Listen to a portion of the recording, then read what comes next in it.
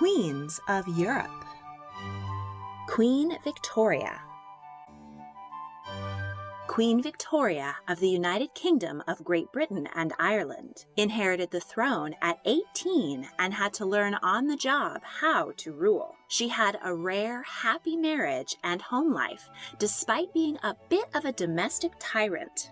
She oversaw the Industrial Revolution and the British conquest of a quarter of the world, making her Empress of India and a symbol of the far-flung British Empire. Victoria was never meant to be queen, and never would have been born if it was not for the tragic childbed death of her cousin, Princess Charlotte Augusta of Wales. Charlotte was the only legitimate child of the Prince Regent, later King George IV. She was beautiful, moderate, and popular with the people, who held her up as the hope for the future. In 1817, when she was just 21 years old, she died while giving birth to her first child, a son who was stillborn.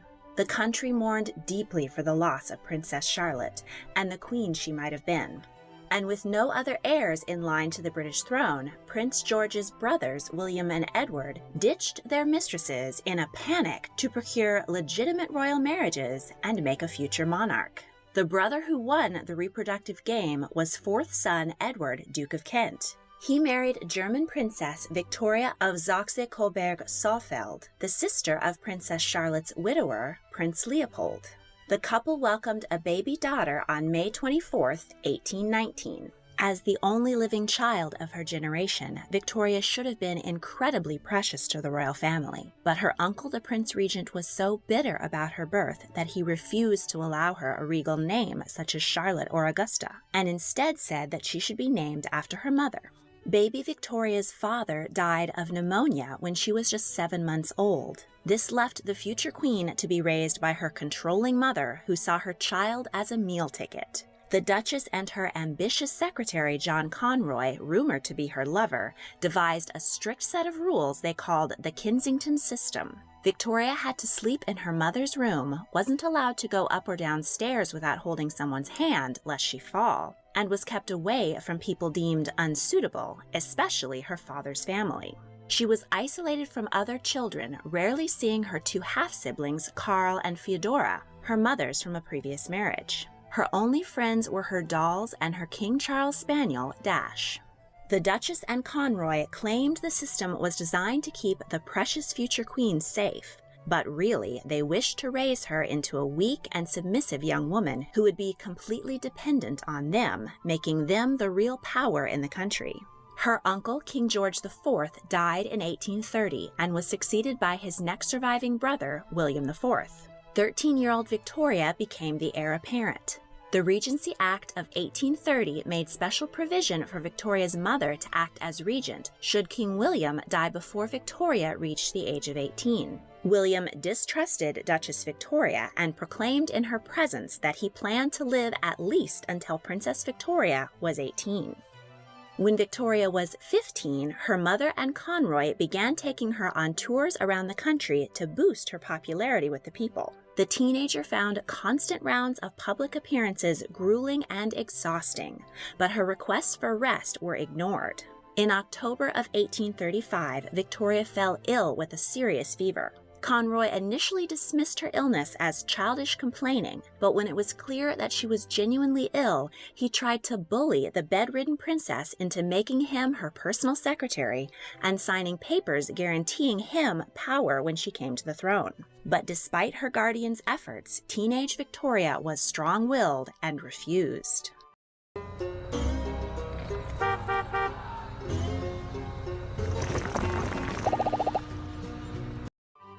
Victoria's uncle, Prince Leopold, now King of Belgium, was keen for the young princess to marry his nephew and her cousin, Prince Albert, son of his brother Ernst I, Duke of Saxe-Coburg and Gotha. He arranged for Albert to travel to England and meet 17-year-old Victoria. Victoria's paternal uncle, King William IV of the UK, did not approve of his heir making further ties with her maternal family and put forth his own candidate, Prince Alexander of the Netherlands. But the princess was unimpressed with Alexander and wrote that she found him very plain. Victoria wrote to her Uncle Leopold, thanking him for the prospect of great happiness you give me in the person of dear Albert. He possesses every quality that could be desired to render me perfectly happy. He is so sensible, so kind, and so good and so amiable too. He has besides the most pleasing and delightful exterior and appearance you could possibly see. Victoria turned 18 in 1837, and less than a month later, William IV died at the age of 71. She wrote in her diary, "I was awoke at 6 o'clock by Mamma, who told me that the Archbishop of Canterbury and Lord Conyngham were here and wished to see me. I got out of bed and went to my sitting room, only in my dressing gown. Lord Conyngham then acquainted me that my poor uncle the king was no more, and had expired at 12 minutes past 2 this morning, and consequently that I am queen."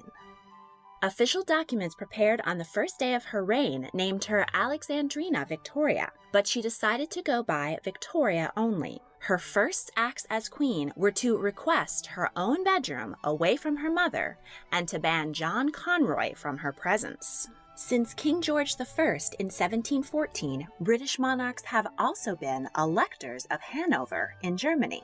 But women were excluded from the Hanoverian succession, so Victoria's eldest surviving paternal uncle, Ernst, became King of Hanover and was heir to the British throne until Victoria's first child was born. Victoria's coronation took place on June 28, 1838. During the solemn ceremony, 82-year-old Lord Rolls stumbled and fell while ascending the steps to kneel before the new queen. Victoria leapt from the throne and went down to help him.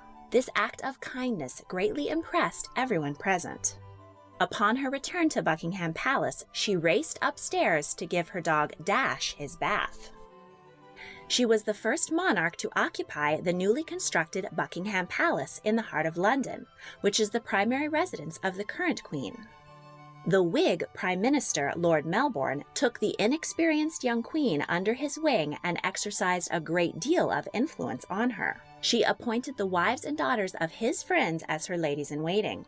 Victoria was popular at the beginning of her reign, but she faced scandal when her mother's lady-in-waiting, Flora Hastings, became ill and had an expanding belly. It was widely rumored that she was pregnant out of wedlock and that John Conroy was the father. Victoria hated Conroy and Flora for conspiring in the cruelty of her upbringing.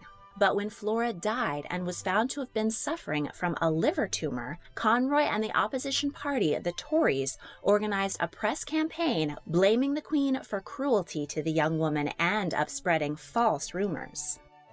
The same year, an election ousted Melbourne in favor of Tory Robert Peel. The new PM wanted the Queen's ladies-in-waiting to be replaced with his own supporters' women. But Victoria refused and Peel resigned in protest. This was a big no-no. Monarchs were no longer allowed to take sides in politics, and those who did sometimes lost their heads. Victoria's popularity plummeted. Why do I use Navan? No one asked you! It makes managing business travel spend so... The Queen had been corresponding all this time with Prince Albert, who came to visit her in 1839, and by this time the 20-year-old Queen had decided that she was ready for marriage. She had to propose to Albert, as it would have been improper for a man to ask a monarch's hand in marriage. The match was not popular among the British people, as Saxe-Coburg and Gotha was an unimportant and impoverished minor state. Their marriage and Albert's position were hotly debated in Parliament, but Victoria got her way and the couple were wed on February 10, 1840, in the Chapel Royal of St. James's Palace, London. At her wedding, Victoria began the tradition of brides wearing white. Before this, women wore their best dress, whatever the color. She wrote in her diary of their wedding night, "I never spent such an evening. My dearest, dear Albert. His excessive love and affection gave me feelings of heavenly love and happiness I never could have hoped to have felt before. Oh, this is the happiest day of my life." The young couple were very much in love. Albert was a steadying force to the often hot-tempered and moody Queen, and he replaced Melbourne as her closest advisor.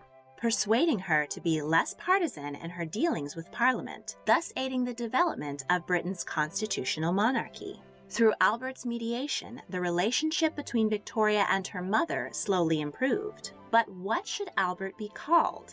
Mary I had been happy to allow her husband, the King of Spain, the title of King of England, and that had been a disaster. Elizabeth I refused to marry rather than share the crown. Mary II's husband had been a co-ruling king, and Anne had kept her husband as far away from the throne as possible.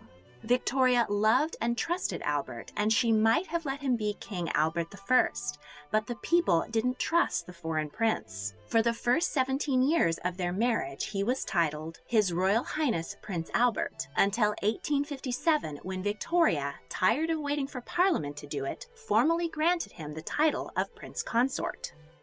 In 1840, while pregnant with their first child, a man fired 2 shots at her while she and Albert were riding in an open carriage. But luckily, both shots missed the couple. Victoria gave birth to their first child, a daughter whom she named Victoria. 8 more children followed. Edward, nicknamed Bertie after his father, Alice, Alfred, Helena, Louise, Arthur, Leopold, and Beatrice. If you would like to know more about Victoria's 9 children and 42 grandchildren, check out the videos about them on my channel. Albert was an especially doting father, while Victoria was a bit more icy, not having had a very good example of how to be a loving mother. She did not enjoy being pregnant and hated giving birth. She refused to breastfeed, which was becoming more popular among the upper class. Victoria likely suffered from postpartum depression after the births of her children. Victoria and Albert had a remarkably close and loving family for their time and position. Albert introduced the Christmas tree, a German tradition, to the family and to Britain at large. He designed and built their family retreats, Osborne House on the Isle of Wight and Balmoral Castle in Scotland. He wanted places to raise their children away from the demands of court. At Osborne, he built a Swiss cottage where the children learned practical skills like cooking and carpentry. Albert also oversaw their education, which was robust in history, politics, literature, and languages.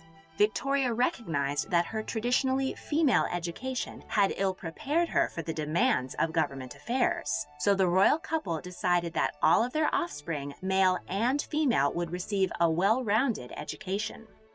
Albert had a good head for finance and did an excellent job reforming the royal pocketbook. He discovered numerous insufficiencies in the way the palace was run, and dozens of people on staff who were paid for doing useless things, such as setting a banquet table every night for King George, who had long been dead. Albert got Victoria in the black and secured the wealth of future generations